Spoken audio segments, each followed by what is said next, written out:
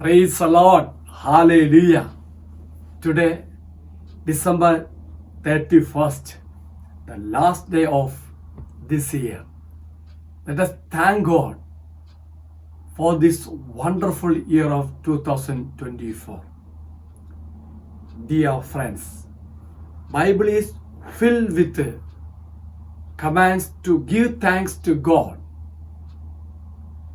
Most verses go on to list reason why we should thank God, such as His love endures forever, He is good, and His mercy is everlasting.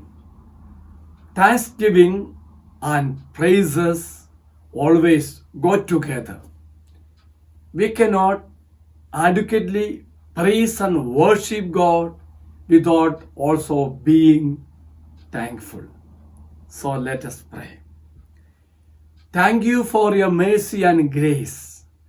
Thank you that you are always with us and will never leave us.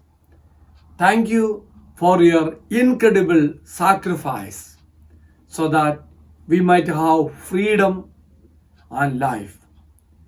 Forgive us for when we do not thank you enough for who you are, for all that you do, for all you have given us.